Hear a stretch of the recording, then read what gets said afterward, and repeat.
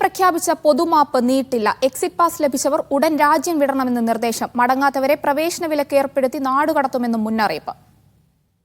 ഷിനോജ് ഷംസുദ്ദീൻ വിവരങ്ങളുമായി ചേരുന്നുണ്ട്. ഷിനോജ്, പൊതുമാപ്പിലെ എമിറേറ്റ്സിന്റെ നിലവിലെ നിർദ്ദേശം എന്താണ്? ഈ മാസം 31 വരെയാണ് പൊതുമാപ്പ് പ്രഖ്യാപിച്ചിട്ടുള്ളത്. ഇതിൽ എക്സിറ്റ് പെർമിറ്റ് ലഭിച്ചവർ 14 ദിവസത്തിനകം രാജ്യം വിടണമെന്നാണ് നേരത്തെ നിർദ്ദേശം നൽകിയിരുന്നത്. എന്നാൽ ഈ മാസം 31 വരെ ഇവർക്ക് സമയം അനുവദിച്ചിട്ടുണ്ട്. ഇതനുസരിച്ച് നാട് വിടാത്തവരെ ഇനി UAE തിരിച്ച് വരാൻ കഴിയാത്ത വിധം പ്രവേശന വിലക്ക് ഏർപ്പെടുത്തി നാട് കടത്തുമെന്നാണ് അറിയിച്ചിട്ടുള്ളത്. ഈ 31 കഴിയുന്നതോടെ രാജ്യവ്യാപകമായി പരിശോധനകൾ ശക്തമാക്കാനും ഫെഡറൽ അതോറിറ്റി ഫോർ സിറ്റിസൺഷിപ്പ് തീരുമാനിച്ചിട്ടുണ്ട്.